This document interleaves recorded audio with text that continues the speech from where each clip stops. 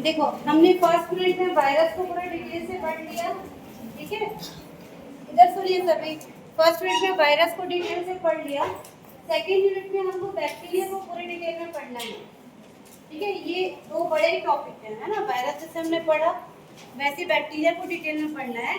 इसके बीच में छोटे छोटे जो टॉपिक है उसको हम लोग पढ़ रहे हैं। तो बीच में क्या छोटा टॉपिक था, उस दिन हमने वायरॉइड्स पढ़ा था और प्रियॉन्स पढ़ा था, ठीक है। ये बड़े टॉपिक नहीं, छोटे टॉपिक हैं जो आपको 4 नंबर के लिए पूछा जा सकता है। वैसे ही ये फर्स्ट यूनिट के एंड में 3 चीज़ें आपके सिलेबस में और दी हुई हैं जिसके बारे में हमको थोड़ी थोड़ी जानकारी रखनी जरूरी है। क्या क्या 3 चीज़ें देखिए। एक दिया हुआ है जिसको कहते हैं एक्टिनोमाइसिटीज, ठीक है। एक होता है जिसको कहते हैं एक्टिनोमाइसिटीज, ये भी एक माइक्रोऑर्गेनिज्म है। इसके अलावा एक आपको दिया हुआ है माइकोप्लाज्मा, माइकोप्लाज्मा, और एक दिया हुआ है आपको फाइटोप्लाज्मा, फाइटोप्लाज्मा, ठीक। ये सब किसमें है, यूनिट 1 में, सब यूनिट 1 का पार्ट है ना। यूनिट 1 में एक बड़ा टॉपिक वायरस है, विषाणु जो आपने पढ़ लिया, प्लांट वायरस और बैक्टीरियोफेज। उसके अलावा वायरॉइड्स और प्रियॉन्स पढ़ लिए। उसी में आपको एक्टिनोमाइसिटीज, माइकोप्लाज्मा और फाइटोप्लाज्मा ये सब दिया हुआ है, ठीक। इनको पढ़ने के बाद हम सेकेंड यूनिट में जाएंगे जो बैक्टीरिया है। तो इसको एकदम ज़्यादा डिटेल में नहीं पढ़ना है, आज ये तीनों के बारे में पढ़ के हम खत्म करेंगे। यूनिट 1 हमारा क्या हो जाएगा, खत्म हो जाएगा, ठीक है। तो एक एक करके देखते हैं। ये हमने देख लिया था वायरॉइड्स क्या होते हैं।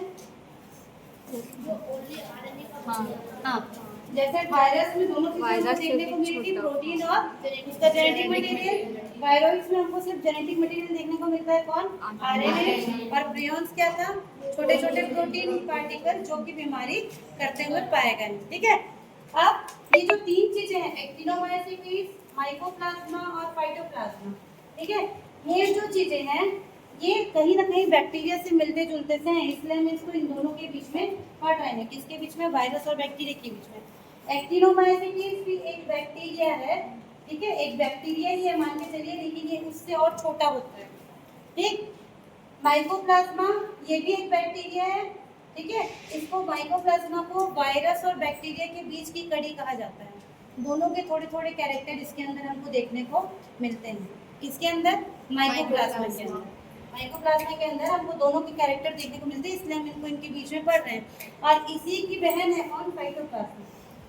बहन इसलिए बोल रहे हैं क्योंकि वो माइकोप्लाज्मा से मिलती जुलती है, लेकिन ये बहुत बाद में खोजा गया है कि फाइटोप्लाज्मा एक छोटा सा माइक्रो ऑर्गेनिज्म है जो बैक्टीरियल फिल्टर से पास हो सकता है, मतलब बैक्टीरिया से छोटा होता है और सिर्फ पौधों में बीमारी करता है।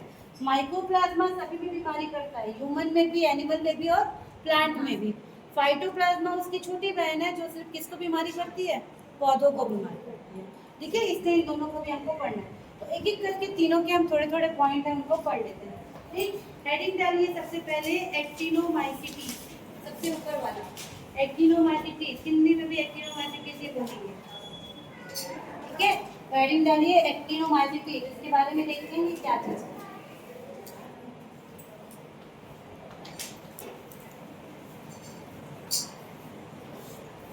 एक्टिनोमाइसिटीज क्या चीज है देखिए। एक्टिनोमाइसिटीज एक ग्राम पॉजिटिव फिलामेंटस बैक्टीरिया का समूह है जो बैक्टीरिया और फंगस दोनों की विशेषताएं रखता है।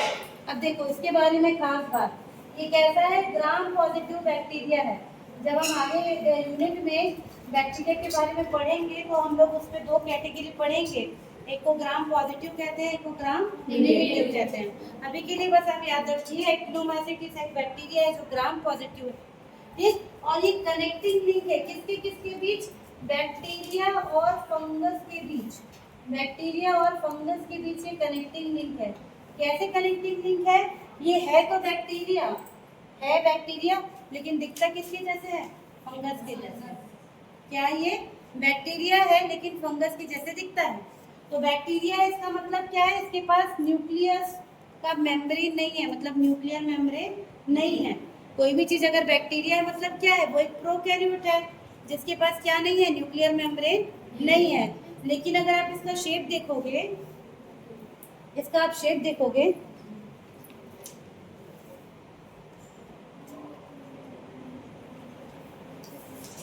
ठीक है, इसका आप शेप देखोगे तो ये आपको ऐसे इस तरह का, जैसे फंगस रहता है ना, हम लोग आगे यूनिट में फोर्थ हाँ, 4th यूनिट में आपको फंजाई के बारे में डिटेल पढ़ना है। तो फंगाई का स्ट्रक्चर आपको ऐसे दिखेगा, लंबे लंबे इसके ये जो स्ट्रक्चर होते हैं इसको माइसीलियम कहते हैं। फंगस आपको इसी तरह से लंबा लंबा नजर आता है।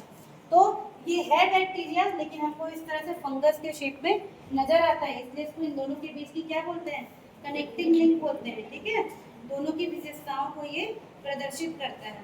ठीक, तो ये कैसा हो जाएगा, इसका शेप फिलामेंट, मतलब उस तरह से लंबा लंबा शेप का ये होता है और अक्सर कवक के समान होते हैं, इसलिए इनको रे फंजाई भी कहते हैं। एक्टिनोमाइसीट्स का दूसरा नाम, इसको रे फंजाई कहते हैं। देखिए ऑब्जेक्टिव में पूछेगा रे फंजाई किसको कहते हैं, रे फंजाई किसको कहते हैं, एक्टिनोमाइसीट्स को रे फंजाई भी कहते हैं। ठीक है, क्योंकि इनके बीजाणु तंतुमय संरचना के होते हैं और ये कवक के बीजाणु और कवक की तरह ही नजर आते हैं। अगर आप इसको फर्स्ट टाइम देखोगे तो आपको लगेगा कि ये कवक है, फंजाई है, पर एक्चुअल में क्या है, ये बैक्टीरिया है। परंतु इनकी प्रोकैरियोटिक कोशिका संरचना के स्पष्टीकरण के बाद इनको बैक्टीरिया के अंतर्गत रखा गया है। तो एक्टिनोमाइसीट्स क्या है, ये एक ऐसे बैक्टीरिया है जो फंगस की तरह नजर आते हैं लेकिन है क्या, बैक्टीरिया। ठीक, ये शाखित कवक जाल बनाते हैं जो या तो वायवीय या सबस्ट्रेट होते हैं। अब देखो, अगर आप फंगस के स्ट्रक्चर देखोगे तो फंगस हमको जनरली ऐसा नजर आता है, कोई भी सबस्ट्रेटम है उसके नीचे भी फंगस का ऐसा स्ट्रक्चर रहेगा और उसके ऊपर फंगस ऐसे ग्रो किया रहता है ना। आपने ब्रेड वगैरह के ऊपर फंगस ग्रो करते हुए देखा होगा, कवक ग्रो करते हुए। तो फंगस जितना हमको ऊपर नजर आता है उतना ही वो अंदर भी धसा रहता है।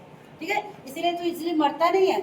अगर किसी को फंगल इन्फेक्शन हो जाए तो बहुत जल्दी खत्म नहीं होता है, आप देखिए होगे स्किन में भी होता है, गर्मी में होता है थोड़ा ज़्यादा। ठीक है, तो ये जो एक्टिनोमाइसीट्स है वो भी ऐसे ही रहता है, जितना ये सबस्ट्रेटम के नीचे रहेगा उतना ही ये वायवीय मतलब ऊपर हवा में भी रहता है। तो फंगस की तरह ही बिल्कुल क्या होगा, नजर आएगा।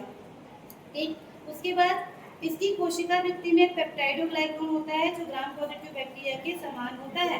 तो इसके कोशिका भित्ति सेल वॉल में हमको क्या मिलेगा, पेप्टाइडोग्लाइकॉन मिलेगा। पेप्टाइडोग्लाइकॉन ये किसमें मिलता है, जनरली बैक्टीरिया में मिलता है। बैक्टीरिया के सेल वॉल में पेप्टाइडोग्लाइकॉन मिलता है। फंगस का सेल वॉल काइटिन का बना होता है, काइटिन, लेकिन यहाँ पर क्या मिल रहा है, पेप्टाइडोग्लाइकॉन मिल रहा है, इसलिए इसको बैक्टीरिया माना गया। ठीक है, और ये क्या होते हैं, ये क्या होते हैं, इनमें एराबिनोज और ग्लैक्टोज जैसे भी क्या मिलते हैं, शर्करा मिलते हैं। 5 मिनट रुको। ये एरोबिक जीव है और इन्हें विकास के लिए ऑक्सीजन की आवश्यकता होती है। तो ये कहाँ पर ग्रो करेंगे, ऑक्सीजन की प्रेजेंस में ये ग्रो करते हैं। ठीक है, ये मिट्टी में पनपते हैं और कार्बनिक पदार्थ को विघटित करने के लिए अच्छी तरह से अनुकूलित होते हैं। तो मिट्टी में हमको एक्टिनोमाइसीट्स देखने को मिलेगा जहाँ पे ये कार्बनिक पदार्थ को क्या कर सकता है, विघटित कर सकता है। ठीक है, इनके डीएनए में G+C की मात्रा अधिक होती है। अब देखो इसका जेनेटिक मटेरियल क्या हो गया, डीएनए हो गया। डीएनए में हमको एडेनिन, गुआनिन, साइटोसिन और थाइमिन ये 4 चीजें देखने को मिलती है। एडेनिन की पेयरिंग हमेशा थाइमिन के साथ होती है और गुआनिन की पेयरिंग हमेशा साइटोसिन के साथ होती है। जनरली डीएनए में ये 50-50% का कंपोजिशन होता है, अगर आप हमारा अपना डीएनए या प्लांट का निकाल के देखोगे तो। लेकिन एक्टिनोमाइसीट्स में क्या हो रहा है, इनका ये जो डीएनए का पूरा लंबा सीक्वेंस मिलेगा उसमें G और C की मात्रा कैसी होगी, ज़्यादा देखने को मिलेगी। तो साइंटिस्ट लोगों ने ये सब ढूंढा हुआ है, उसके बाद आपको ये बता रहे हैं। ठीक, उसके बाद एक्टिनोमाइसीट्स मुख्य रूप से कोनिडिया या स्पोरेंजियोफोर नामक बीजाणुओं के निर्माण के माध्यम से एसेक्सुअल रूप से प्रजनन करते हैं। मतलब ये कैसे प्रजनन करेंगे, ये अपना ये जो भी इनका ये बॉडी है उसके ऊपर इस तरह से कोनिडिया बनाते हैं। कोनिडिया क्या होता है, एक स्पोर है, ये कोनिडिया यहाँ से अलग हुआ नया बैक्टीरिया बना लेगा, ये कोनिडिया अलग हुआ नया बैक्टीरिया बना लेगा। तो ये कैसे रिप्रोडक्शन करते हैं, एसेक्सुअल। ठीक है, एसेक्सुअल रिप्रोडक्शन करते हैं, किससे, कोनिडिया से, अलैंगिक रूप से प्रजनन करते हैं। ठीक, तो ये बीजाणु विशेष वायवीय कवक तंतुओं पर बनते हैं और नए वातावरण में फैल जाते हैं। प्रजनन का एक अन्य तरीका कवक तंतुओं का विखंडन है, जहाँ कवक तंतु के हिस्से टूटकर नए जीव में विकसित होते हैं। जब आप कवक पढ़ेंगे 4थे यूनिट में तो आप देखेंगे फंजाई जो है जैसे बीज से मान लीजिए यहाँ से और यहाँ से टूट गया, तो टूटने के बाद ये हर एक नया हिस्सा एक नया फंजाई बना सकता है। ठीक है, ये 3 भाग में टूट गया तो पहला, दूसरा, तीसरा तीनों अलग अलग फंजाई बना सकते हैं। सेम वैसे ही एक्टिनोमाइसीटीज, अगर इनका विखंडन हो गया अलग अलग भाग में, अगर आप इसके टुकड़े टुकड़े कर दोगे तो हर एक भाग क्या कर सकता है, एक नया तंतु ये बना सकता है, मतलब नया बैक्टीरिया ये बना लेगा। ठीक है, इसके जो बीजाणु हैं वो शुष्कन और कठोर परिस्थितियों के प्रति प्रतिरोधी होते हैं, जिससे एक्टिनोमाइसीटीज को परिस्थिति में सुधार होता है, प्रतिकूल वातावरण में जीवित रहने में मदद मिलती है। अब देखो इनके पास अगर परिस्थिति प्रतिकूल हो गई मतलब अगर टेम्परेचर एकदम कम या ज़्यादा हो गया, अगर पीएच एकदम कम ज़्यादा हो गया, या इनको भोजन नहीं मिला, तो भी ये बहुत समय तक जिंदा रह सकते हैं। इस तरह के जीव हैं, ऐसा नहीं कि कुछ भी चेंज हुआ तो सडन ये मर जाएंगे, ये अपने आप को क्या कर सकते हैं, जीवित रख सकते हैं, मतलब प्रतिकूल वातावरण में भी ये जीवित रहने में इनको मदद मिलती है। ठीक है, इनकी अधिकांश प्रजातियां मृतोपजीवी होती हैं। मृतोपजीवी मतलब जो मरा हुआ पदार्थ है, सड़ा गला पदार्थ है, उनके ऊपर ये अपना खाना ढूंढ के खा लेते हैं, जिंदा रहते हैं। लेकिन कुछ प्रजातियां परजीवी प्रजातियां पौधों और मनुष्यों में भी बीमारी प्रकट करती है ना। परजीवी भी होते हैं, मतलब लिविंग पैरासाइट की तरह होते हैं, लिविंग चीज के ऊपर, जैसे आपके शरीर में अगर ये घुस गया तो वहाँ भी ये जीवित रह सकता है, वहाँ से अपना खाना पीना ले सकता है, और अगर किसी डेड मैटर के ऊपर चले गया तो भी ये क्या कर सकता है, जीवित रह सकता है। ठीक, अब क्या ये हमारे लिए इम्पोर्टेंट होगी क्या, इसका हमारे लिए कुछ यूज हो सकता है एक्टिनोमाइसीटीज का, बीमारी तो करता है, उसके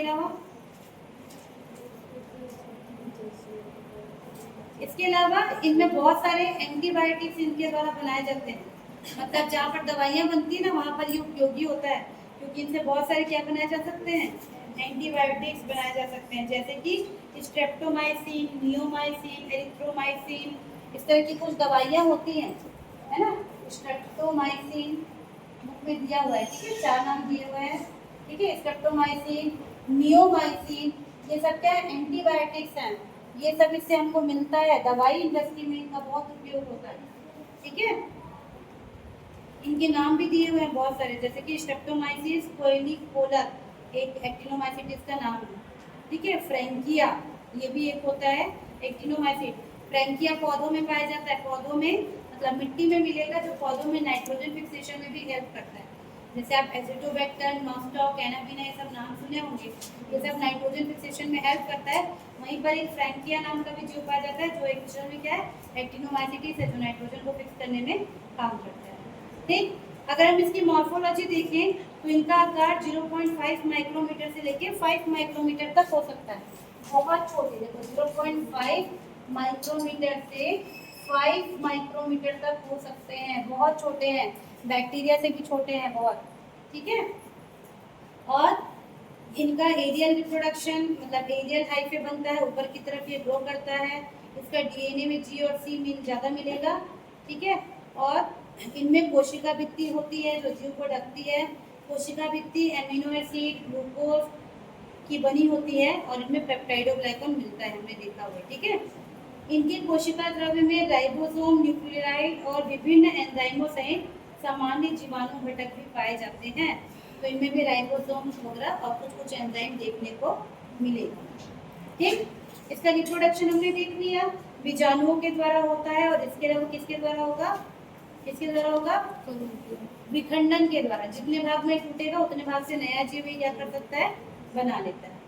ठीक, मृदा में प्रतिकूल पर्यावरण स्थिति में भी ये निष्क्रिय और लंबे समय तक जीवित रहने में सक्षम होते हैं। देखो ये इनकी प्रॉपर्टी है, मिट्टी में ये पड़े रहेंगे, और अगर कंडीशन खराब है, मिट्टी की भी कंडीशन खराब है, तो भी ये बहुत समय तक निष्क्रिय अवस्था में वहां पर पड़े रहेंगे। जैसे ही फिर से पर्यावरण सही होगा, ये फिर से क्या करने लगते हैं, ग्रो करने लगते हैं। ठीक है, ठीक, तो इसकी यूजफुल एक्टिविटी क्या है, इनसे में बहुत सारे एंटीबायोटिक्स या प्रतिजैविक प्राप्त किए जाते हैं। ठीक है, उसके बाद ये कुछ बीमारियां करते हैं, जैसे एक बीमारी है क्षय रोग, आपने सुना है क्षय रोग, ह्यूमन में ट्यूबरक्यूलोसिस, माइकोबैक्टीरियम ट्यूबरक्यूलोसिस इन्हीं के द्वारा होता है। इसके अलावा लेप्रोसी, कोढ़ का रोग, और डिप्थीरिया, ठीक है, माइकोबैक्टीरियम डिप्थीरी के द्वारा होता है, तो ये ह्यूमन्स पे बीमारी करते हैं। इसके अलावा जंतु रोग भी करते हैं, पशुओं में भी ये ट्यूबरक्यूलोसिस का रोग करते हैं। प्लांट रोग करते हैं, स्कैब ऑफ पोटैटो एक रोग है जिसको हम कहेंगे स्कैब ऑफ पोटैटो। कल पढ़ा था स्कैब, कल पढ़ा था स्कैब, हिंदी में क्या बोलते हैं? पाम या पाम बोलते हैं, कल ही तो पढ़े ना, पाला पामा, पता नहीं। स्कैब याद करो, मैंने एप्पल का डायग्राम दिखाया था जिसमें आपको ऐसा उभरा हुआ स्ट्रक्चर दिख रहा था, ठीक है। तो जो स्कैब रोग होता है, स्कैब ऑफ पोटैटो, आलू के ऊपर जो इस तरह की बीमारी होती है वो एक्टिनोमाइसीटिस के कारण होती है। तो एक्टिनोमाइसीटिस ह्यूमन में, एनिमल में, पौधों में, सभी में क्या कर सकते हैं? बीमारी कर सकते हैं। तो ये किसके द्वारा होगा? स्कैब ऑफ पोटैटो, एक्टिनोमाइसीटिस स्कैबिस नाम का एक एक्टिनोमाइसीटिस है, उसके कारण होगा। प्लांट वाले का नाम आपको याद रखना पड़ेगा। किसमें हो रहा है? पोटैटो में हो रहा है। क्या हो रहा है? Scab disease, scab of potato. किसके द्वारा हो रहा है? एक्टिनोमाइसीटिस स्कैबिस के द्वारा। इसके अलावा एक और होता है गेहूं का टोंडू रोग, टोंडू डिसीज ऑफ व्हीट, ठीक है। तो ये कौन करता है? कोरिने बैक्टीरियम टेट्रिसाई नाम का एक्टिनोमाइसीटिस ये बीमारी करता है। तो दो बीमारियां हमको से रिपोर्टेड है, आलू की ऊपर और एक गेहूं की, ठीक। तो इतना चीज हमको एक्टिनोमाइसीटिस के बारे में पढ़ना और जानना है, समझ गए। 4 नंबर के लिए आपको पूछेगा एक्टिनोमाइसीटिस, 4 नंबर के क्वेश्चन में बस लिखा रहेगा एक्टिनोमाइसीटिस। तो जितनी चीजें हमने पढ़ी उसको आप पॉइंट पॉइंट पॉइंट करके लिख सकते हैं, ठीक है। तो कोई खास डायग्राम तो नहीं है, पर देखो ऐसे इसका एक लाइफ साइकिल बना हुआ है, लाइफ साइकिल बना हुआ है। देखो ये इसका तंतु हुआ, तंतु में कोनिडिया बना, कोनिडिया बड़ा हुआ, एक कोनिडिया अलग हुआ और कोनिडिया से फिर से नया हाइफा बन गया। एकदम सिंपल, बिल्कुल ऐसा इसका लाइफ साइकिल, ठीक है। और इसका सिंगल डायग्राम नहीं है तो आप ढूंढ भी सकते हो, अगर मिल जाएगा तो कोई बात नहीं, ठीक। चलिए दूसरा हेडिंग डालिए, आ जाओ आ जाओ, दूसरा हेडिंग डालिए, उसको हम बोलेंगे माइकोप्लाज्मा। हेडिंग डालिए माइकोप्लाज्मा। आ जाओ बच्चों,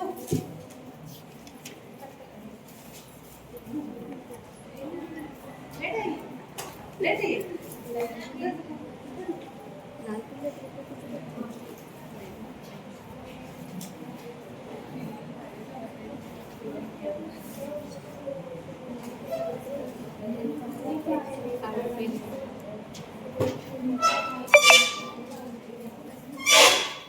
ठीक है, हेडिंग डालिए माइकोप्लाज्मा,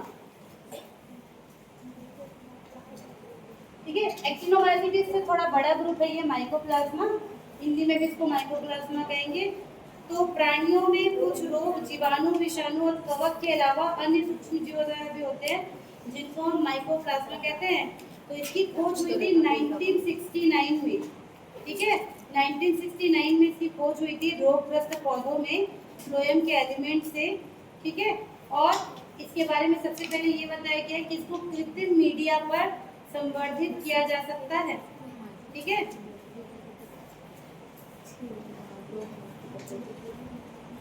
ठीक, तो कब खोजा गया है? 1969 में। माइकोप्लाज्मा के बारे में हमको कब जानने में करेंगे? 1969। इसके पहले 1967 तक क्या होता था, कुछ अलग टाइप की बीमारी देखने को मिलती थी। तो साइंटिस्ट लोग ये मानते थे कि ये बीमारी जो है वो वायरस के कारण हो रही है, क्योंकि ये भी बैक्टीरिया से कैसे होते हैं? बहुत छोटे होते हैं, ठीक। लेकिन 1969 तक आते आते जब उन्होंने और इसके बारे में छानबीन किया, तब इनको पता चला कि कुछ बीमारियां हैं जो वायरस के कारण नहीं हो रही हैं, नहीं बैक्टीरिया के कारण हो रही है, कुछ अलग जीव हैं जो ये बीमारी करते हैं।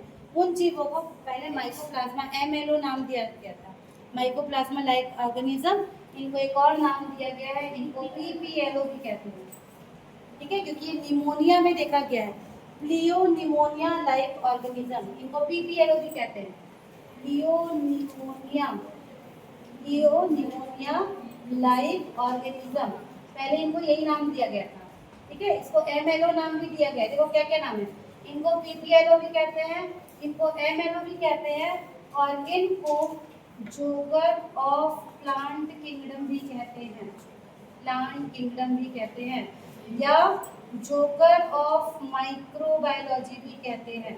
4 नाम हो गए, कुछ से भी पूछेगा। माइकोप्लाज्मा के 4 और नाम हो गए। इनको MLO भी कहा जाता है, PPLO भी कहा जाता है, जोकर ऑफ प्लांट किंगडम भी कहा जाता है, और जोकर ऑफ माइक्रोबायोलॉजी भी कहा जाता है,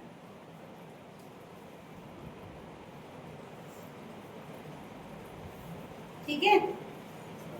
ठीक, तो MNO इसलिए बोला गया कि पहले माइकोप्लाज्मा लाइक ऑर्गेनिज्म कहा गया, PPNO इसलिए कहा गया क्योंकि ये निमोनिया डिसीज करते हैं, तो प्लियो निमोनिया लाइक ऑर्गेनिज्म कहा गया। लेकिन जोकर ऑफ प्लांट किंगडम या जोकर ऑफ माइक्रोबायोलॉजी क्यों कहा गया? ये ऐसे ही पूछता है, जोकर ऑफ प्लांट किंगडम क्यों जोकर कह रहे होंगे, बताओ जोकर क्या करता है? ये हंसा नहीं सकता। और क्या करता है जोकर? जोकर देखे हो कि नहीं कभी? देखे हैं नहीं, टीवी में देखे हो ना, आप ऐसे नहीं दिखता, टीवी में देखे हो ना। तो जोकर देख के क्या फील होता है? कुछ नहीं। जोकर क्या कर सकता है? जोकर हमको कैसे हंसाता है? जोकर बोलता तो नहीं है, कैसे हंसाता है? जोकर कैसे करता है? अपने एक्सप्रेशन से या अपना फेस बदलता है। देखिए ना, कभी वो नाक के ऊपर ऐसे लाल वाला लगाएगा, कभी अलग तरह की कैप पहनेगा, कभी अलग तरह के कपड़े पहनते हैं। इसको जोकर इसलिए बोले हैं क्योंकि ये अपना रूप बदल सकता है। क्या कर सकता है? अपना रूप बदल सकता है। क्यों रूप बदल सकता है? क्योंकि इसके पास सेल वॉल नहीं होता है। इसके पास सेल वॉल नहीं होता है। कोशिका भित्ति नहीं मिलेगी, कोशिका भित्ति इनके पास नहीं मिलेगी।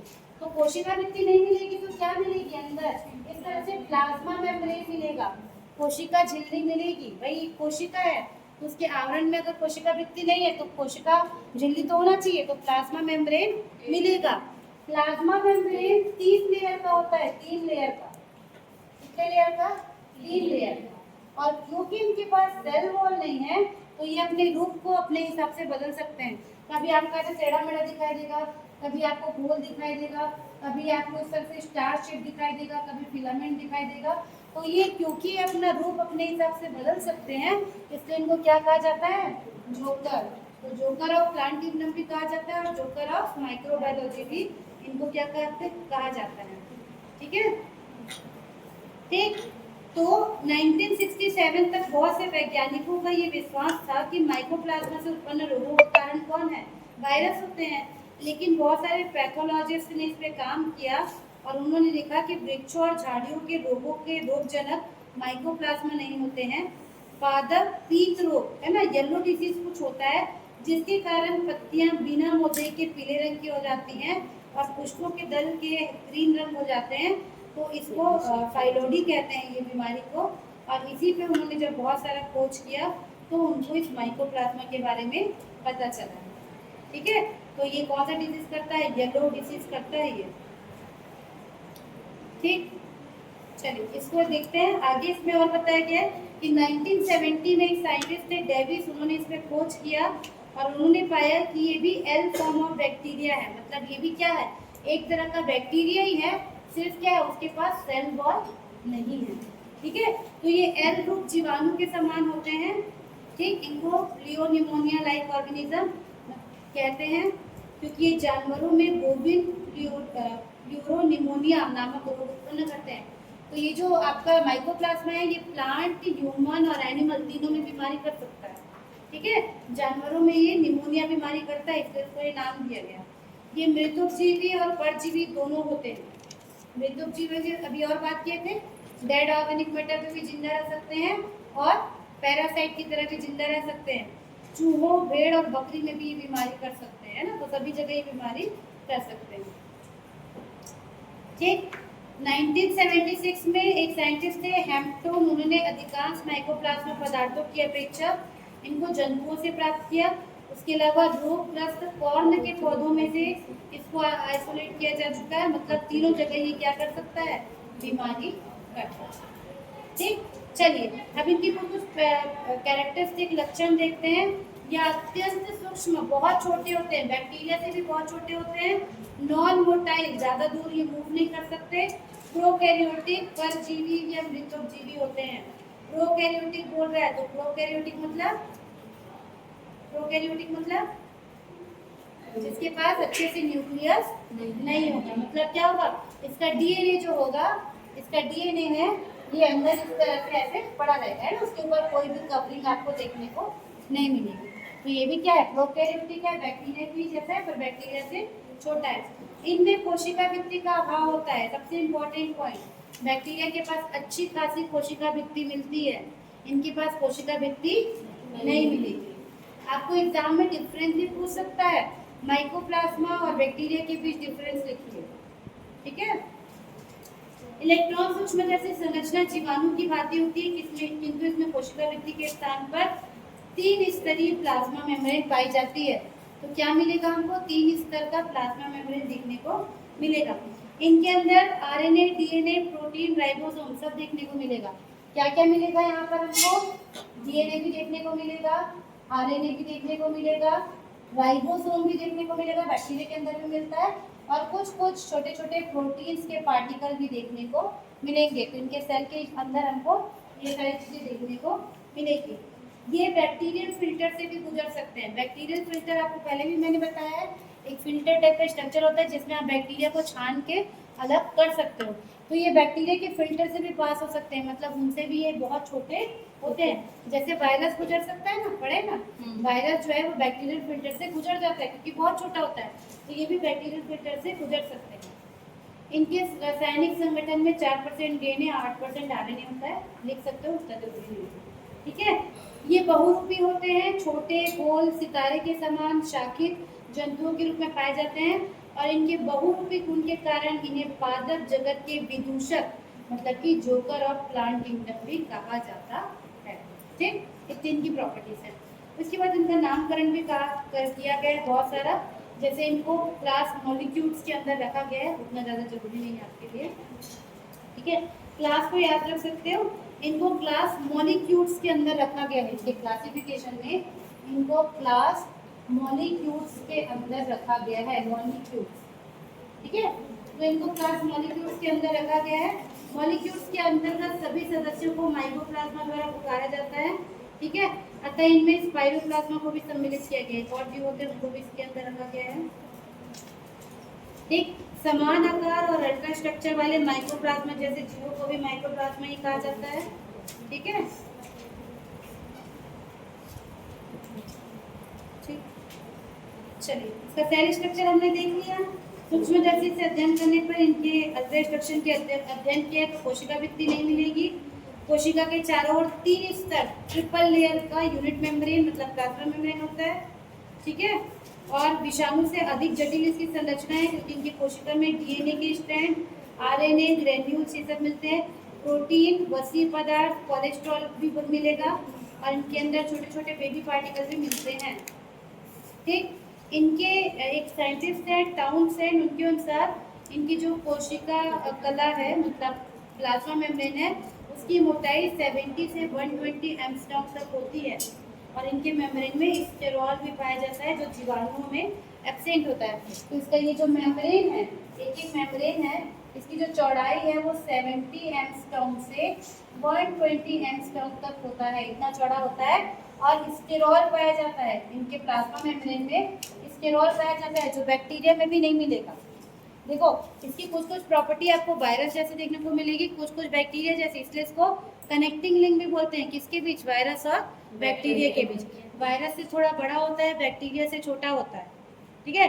बैक्टीरिया में सेल वॉल होता है, इसमें सेल वॉल नहीं होता। बैक्टीरिया में एक प्लाज्मा मेम्ब्रेन होता है, इसके पास 3 प्लाज्मा मेम्ब्रेन है, और प्लाज्मा मेम्ब्रेन के अंदर स्टेरॉल मिल रहा है जो बैक्टीरिया में नहीं मिलता। तो डिफरेंस करके याद करोगे तो याद आएगा, ठीक है। इसमें कोशिका द्रव्य के मध्य में बहुत सारी चीजें जो हमने ऑलरेडी पढ़ ली है ये हो सकते हैं। डीएनए महीन कुंडलीकृत तरह धागे के रूप में होता है। राइबोसोम के छोटे छोटे कण पाए जाते हैं, 70 टाइप का ही राइबोसोम मिलेगा, ठीक है। चलिए इतना इसका ठीक। इसको कल्चर आप कर सकते हैं। माइकोप्लाज्मा को ठोस आकार मीडियम में संवर्धित किया जा सकता है। बैक्टीरिया को भी हम नैम की प्लेट, नैम एक मीडिया होता है जिसमें बैक्टीरिया को कल्चर किया जाता है। तो जैसे बैक्टीरिया को कल्चर करते हैं वैसे माइकोप्लाज्मा को भी आप कल्चर कर सकते हैं, ठीक है। वायरस को आप कल्चर नहीं कर सकते। देखिए वायरस को आप कभी भी प्लेट में कल्चर नहीं कर सकते, बैक्टीरिया को कर सकते हैं। तो वैसे ही जो आपका ये माइकोप्लाज्मा है इसको कल्चर कर सकते हैं। आगे देखेंगे फाइटोप्लाज्मा को कल्चर नहीं कर सकते। सब एक साथ हो रहा है, याद रखना पड़ेगा। वायरस को कल्चर नहीं कर सकते आउटसाइड द सेल, जीवित कोशिका में ही वायरस ग्रो करेगा, ठीक है। लैब में ग्रो नहीं कर सकते, लैब में भी कर सकते हैं सिर्फ जीवित कोशिका के अंदर, बाकी मीडिया बना के ग्रो नहीं कर सकते।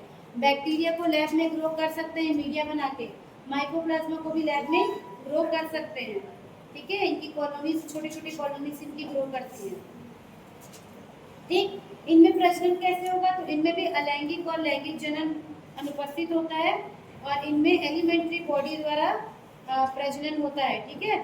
प्रजनन के समय इनकी कोशिकाएं असमान विभाजित करती हैं, जिसके फलस्वरूप एलिमेंट्री बॉडी बनती है, मतलब इसके अंदर छोटी छोटी अलग से ऐसे बॉडी बनती है जिनका आकार 330 माइक्रोमीटर से 450 माइक्रोमीटर तक होता है। अत्यंत सूक्ष्म संरचनाएं होती हैं और स्वतंत्र रूप से ये जीवित हो जाती हैं, बड़ी होकर लंबी या गोल हो जाती है। जैसे एक माइकोप्लाज्मा है, इससे ऐसा छोटा सा बर्ड टाइप का निकलेगा, ये ऐसे लंबा होगा, फिर यहाँ से अलग होकर एक नया बॉडी बना सकता है, ठीक है। तो इसको एलिमेंट्री बॉडी बोलेंगे, एलिमेंट्री मतलब अलग से बॉडी, ठीक। तो एलिमेंट्री बॉडी के थ्रू ये क्या कर सकते हैं, रिप्रोडक्शन करते हैं, जो बड़ी होकर लंबी या गोल हो जाती है और वृद्धि करके लार्जर बॉडी का रूप धारण कर लेती है। इनके अंदर ही प्राथमिक एलिमेंट्री बॉडी का फिर से निर्माण हो जाता है और फिर ये नया जो है वो बना लेते हैं। तो प्रजनन पे इसका इतना ज़्यादा नहीं है, आपको जो इस पे याद रखना है वो इससे होने वाले बीमारियों के नाम याद रखने हैं, ठीक। तो कौन कौन से प्लांट डिसीज है जो माइकोप्लाज्मा के द्वारा होते हैं, तो देखिए क्या क्या होता है। येलोस प्रकार का संदल स्पाइक रोग होता है, सैंडल स्पाइक रोग होता है, ठीक है। ब्रिंजल का, भटे का little leaf, brinjal little leaf of brinjal, भटे पे बहुत बीमारी लगती है माइकोप्लाज्मा के द्वारा, भटे के ऊपर बहुत सारी बीमारी लगती है, जिसको कहते हैं little leaf of brinjal, little leaf of brinjal. भटे का जो वो है पत्ती है वो बहुत छोटा रह जाता है, ठीक है। तो इसको ब्रिंजल का पर्ण कुछ ऐसा बोलते हैं। इसमें दिया है बैगन का लिटिल लीफ रोग। इसके अलावा पपाया का बंची टॉप रोग होता है, बंची टॉप ऑफ पपाया करके आपने पढ़ा होगा। बंची टॉप ऑफ बनाना भी होता है, बंची टॉप सुन रहे हैं, बंची टॉप मतलब कि जो ऊपर वाला, जैसे ये पेड़ है ना, तो ऊपर वाला पोर्शन बिल्कुल ऐसे ऐसे फैल जाएगा, ऊपर ये नहीं बढ़ता है, तो बंच बन गया ऊपर में, बंची टॉप कहते हैं, ठीक है। तो bunchy top of banana virus से होता है, बंची टॉप ऑफ पपाया पपीते के पेड़ पे, ठीक है। तो बंची टॉप ऑफ पपाया जो है वो माइकोप्लाज्मा से होता है। इसके अलावा कैश्यू येलो मतलब कि काजू में भी ये बीमारी करता है, ठीक है। नारियल का लीथल येलोइंग रोग करता है, नारियल का लीथल येलोइंग, नारियल का पेड़ पीला हो जाएगा, ठीक है। तो ऐसे कुछ बीमारियां ये करता है। अगर ये पौधा, अगर ये बीमारी लग गई तो पौधे की हाइट बहुत छोटी रह जाती है, रोगग्रस्त पौधे के पर्व छोटे रह जाते हैं, मतलब जो उनका इंटरनेट है वो छोटा हो जाता है, पत्तियों का आकार छोटा हो जाता है, प्रायः कलिकाएं समय से पूर्व विकसित हो जाती हैं और इनमें कक्षस्थ कलिकाओं की वृद्धि करने से गुच्छा जैसा, पौधे के ऊपर आपको गुच्छा जैसा स्ट्रक्चर दिखेगा, जिसको पौधा झाड़ू कहते हैं, मतलब विचेस ब्लूम जैसा दिखाई देगा, जैसे झाड़ू के ऐसे दिखते हैं ना, पौधा भी वैसे जैसे बचा रहा है। मतलब ये क्या बना दे रहा है, इस तरह से बहुत सारा जैसे पौधे के ऊपर इन्फेक्ट करेगा ऐसा बंच टाइप का बना देता है, वहाँ पर से फिर तना और आगे ग्रो नहीं कर सकता। तो याद रखिए माइकोप्लाज्मा के जितने लक्षण हैं ये सभी चीज़ों को छोटा कर दे रहा है, पौधे की हाइट छोटी, पत्ती की हाइट छोटी, उसकी ग्रोथ कम, और इस तरह से बंची टाइप का स्ट्रक्चर माइकोप्लाज्मा के कारण हमको देखने को मिलेगा। इसके अलावा एक और जो ये करता है, क्या करता है, पुष्प का जो कैलिक्स है, बादल है और कोरोला, ये सब पत्ती के समान हरे हो जाते हैं, मतलब जो प्लांट है वो कैसा हो जाएगा, ये रिप्रोडक्शन करने के लायक नहीं रहेगा, क्योंकि जो फूल बनना चाहिए वो फूल नहीं बन के क्या हो जाएगा, पत्ती के समान मिल जाएगा। उसी को फिलोडॉक्सी कहते हैं, फाइलोडॉक्सी, ठीक है। मतलब क्या होगा, जहाँ पर पौधे के ऊपर इस तरह से सुंदर सा फूल बनना था, वो ये फूल नहीं बन के ये इस तरह से पत्ती की तरह बन जाता है। क्या बन जाता है, पत्ती की तरह बन जाता है, हरे कलर का हो जाएगा।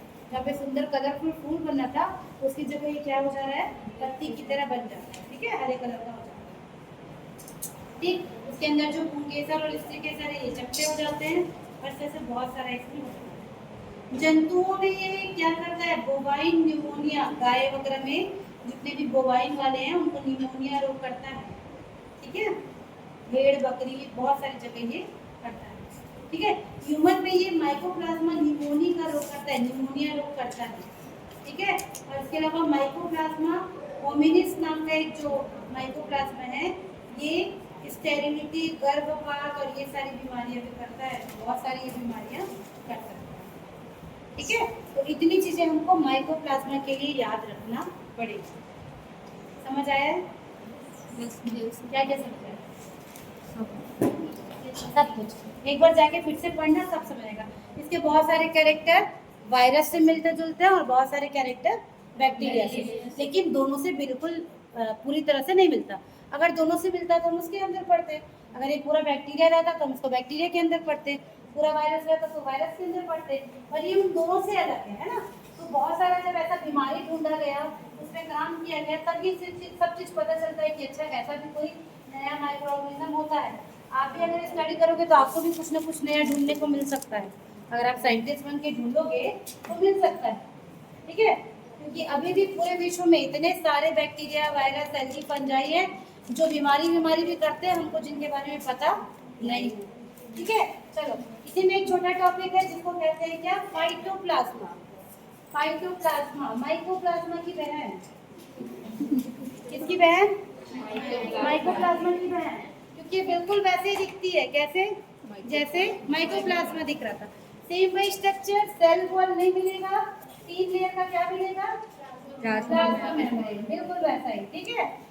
बस इसको क्या, इसको थोड़ा पावर कम मिला है। कैसा पावर कम मिला है? बेचारी सिर्फ पौधों को इन्फेक्ट कर सकती है, इसलिए इसका नाम क्या देखते हैं? फाइटोप्लाज्मा, जो पौधों को बीमार करे, ठीक है। तो फाइटोप्लाज्मा में बैक्टीरिया का एक समूह है जो मॉलिक्यूल्स वर्ग से संबंधित है। इसका भी क्लास क्या है? मॉलिक्यूल, जो भी बताई थी, ठीक है। तो इनको पहले क्या किया, इसको कहा जाता है एमएलओ, इसको कहा जाता है एमएलओ, एमएलओ। एमएलओ इसका एक और नाम है, मतलब mycoplasma like organism, mycoplasma like organism.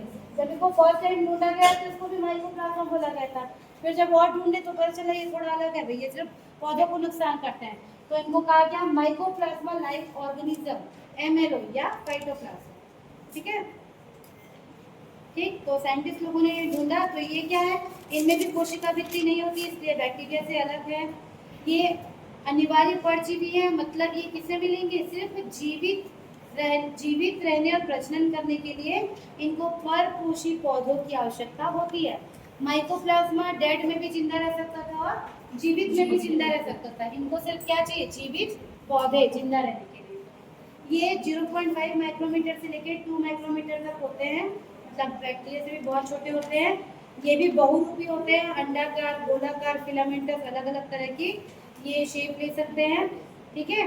कोशिका भित्ति की कमी के बावजूद मोटी प्लाज्मा झिल्ली के कारण ये ग्राम पॉजिटिव स्टेन लेते हैं। जब हम बैक्टीरिया को स्टेन करते हैं तो ये ग्राम पॉजिटिव बैक्टीरिया की तरह स्टेन होते हैं।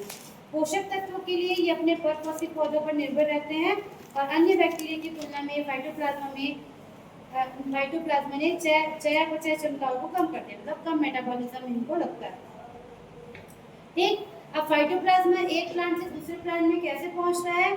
तो जो आप हॉपर एक वो देखते हैं ना, ग्रीन हॉपर, छोटा छोटा ग्रीन कलर का जो तिलचिट्टा क्या बोलते हैं, जो पौधों के ऊपर बैठता है, एक होता है जो फूलों के ऊपर बैठता है। ये कहाँ से फैलेगा? मान लीजिए एक पौधा जो है वो इन्फेक्टेड है फाइटोप्लाज्मा से, तो इसका जो फ्लोएम होगा, ऐसा कीट जो इस फ्लोएम को चूसता है, वो जाके जब किसी दूसरे पौधे पे बैठेगा तब इसको क्या करता है? ट्रांसमिट कर सकता है। तो ये पौधों के फ्लोएम वाले भाग में माइकोप्लाज्मा, फाइटोप्लाज्मा हमको देखने को मिलता है। तो ऐसे कीड़े, ऐसे कीट जो जाके पौधों के ऊपर बैठ के उसके फ्लोएम का रस लेते हैं, वो उसको एक पौधे से दूसरे पौधे तक क्या करते हैं? पहुंचाते हैं, ठीक है। तो फाइटोप्लाज्मा पत्ती हॉपर, प्लांट हॉपर और साइक्लिड जैसे वेक्टर द्वारा स्थानांतरित होते हैं, ठीक है। फाइटोप्लाज्मा फसलों, सजावटी पौधों और जंगली पौधों सहित बहुत सारे पौधों की प्रजाति को संक्रमित कर सकता है। इसके संक्रमण से पौधे जो है वो पीले हो जाते हैं, बौनापन मतलब छोटे रह जाते हैं और असामान्य वृद्धि सहित विभिन्न रोग के लक्षण पैदा कर सकते हैं, ठीक है। और इनको इन विट्रो संवर्धन, मतलब आप लैब में ग्रो नहीं कर सकते। माइकोप्लाज्मा को लैब में ग्रो कर सकते हैं बैक्टीरिया की तरह, पर फाइटोप्लाज्मा को लैब में ग्रो नहीं कर सकते। ये जीवित सेल के ऊपर, प्लांट के ऊपर ही आपको देखने को मिलेगा। ठीक है, तो फाइटोप्लाज्मा विशिष्ट संरचनात्मक विशेषताओं वाले अद्वितीय बैक्टीरिया हैं जो इन्हें अन्य बैक्टीरिया से अलग करते हैं। इनमें कोशिका भित्ति नहीं होती है, इनमें प्लाज्मा झिल्ली मिलती है जो एक लचीली प्लाज्मा झिल्ली होती है जो लिपिड बाइलेयर की बनी होती है। ठीक है, इसके अलावा और क्या पॉइंट बच गया? साइटोप्लाज्मिक मेम्ब्रेन मिलेगा अंदर, जिसमें इसमें राइबोसोम, एंजाइम और ये सब देखने को मिलेगा। ठीक है, इनके अंदर हमको डीएनए देखने को मिलेगा, गोलाकार डबल स्टैंडर्ड डीएनए मिलता है। ठीक है, और राइबोसोम, एंजाइम ये सब देखने को मिलेगा। ठीक है, बाहर की तरफ कोई भी एक्सटर्नल अपेंडेजेस देखने को मिलेगी। इनमें रिप्रोडक्शन कैसे होगा? द्विविखंडन द्वारा, बाइनरी फिजन, द्विविखंडन। ठीक है, द्विविखंडन द्वारा रिप्रोडक्शन होता है। बाइनरी फिजन, एक माइकोप्लाज्मा है, बीच से दो भाग में टूट जाएगा और दो माइकोप्लाज्मा बन जाएगा। फिर जो दो है वो बीच से टूट के चार बन सकते हैं। बैक्टीरिया भी ऐसे करता है। ठीक है, तो इनमें जो रिप्रोडक्शन है, प्रजनन है, वो द्विविखंडन द्वारा सरल अलैंगिक प्रक्रिया के माध्यम से होता है। ठीक है, तो बाइनरी फिजन से होता है, सेल एलोंगेशन, इसका स्टेप दिया हुआ है। इनमें सेक्सुअल रिप्रोडक्शन नहीं मिलेगा, लैंगिक प्रजनन इसमें नहीं मिलता। अभी हम लोग सेकंड चैप्टर में देखेंगे, बैक्टीरिया के अंदर हमको मिलता है, पर इसमें ये सब नहीं मिलेगा। ठीक है, चलिए इसकी वजह से इकोनॉमिक इंपॉर्टेंस दिया हुआ है। बहुत सारे फसलों को नुकसान करता है ये, अंगूर की फसल को करेगा, नारियल की फसल को नुकसान करता है, सब्जियां जैसे टमाटर, आलू, गाजर और फलियां जैसे फसलों को संक्रमित करके सबका ये विकास को क्या कर सकता है? रोक देता है। ठीक है, इसको भी कंट्रोल किया जा सकता है, रेजिस्टेंस वैरायटी को यूज करके। ठीक है, तो इसमें और कुछ दिया है बुक में आपको, माइकोप्लाज्मा और फाइटोप्लाज्मा के बीच में डिफरेंस भी दिया हुआ है, इसको आप पढ़ेंगे। सारी वही चीजें जो हम लोग पढ़ चुके हैं। ठीक है, तो ये तीन चीज, क्या क्या चीज पढ़े? एक्टिनोमाइसीटीज, माइकोप्लाज्मा, फाइटोप्लाज्मा। एक्टिनोमाइसीटीज को एक लाइन में कैसे बताएंगे, क्या है वो? वायरस और बैक्टीरिया के बीच की एक्टिनोमाइसीटीज, फंजाई के। एक्टिनोमाइसीटीज ऐसा बैक्टीरिया है जो फंगस की तरह नजर आता है, इसलिए उसको कई बार बैक्टीरिया और फंगस के बीच की कड़ी है। माइकोप्लाज्मा और फाइटोप्लाज्मा ये दोनों भी बैक्टीरिया ही हैं, लेकिन इनको वायरस और बैक्टीरिया के बीच की कनेक्टिंग नहीं बोलते। माइकोप्लाज्मा और फाइटोप्लाज्मा, माइकोप्लाज्मा थोड़ा बड़ा वो है, बड़ा समूह है जो तीनों में बीमारी कर सकता है, एनिमल में भी, जंतुओं में भी और प्लांट में भी। फाइटोप्लाज्मा थोड़ा छोटा ग्रुप है जो सिर्फ किस में करता है? पौधों में। ठीक है, तो ये शॉर्ट क्वेश्चन में आपको पूछ सकता है। बाकी जो ऑब्जेक्टिव वाले क्वेश्चन है, किसको जोकर बोल रहे हैं, किसको पीपीएलओ, किसको एमएलओ, किसको पीएलओ, ये सब आपको पूछ सकता है। किसको बोलेंगे? रे बैक्टीरिया, रे फंजाई, एक्टिनोमाइसीटीज। ठीक है, तो इस तरह से कुछ भी क्वेश्चन आपको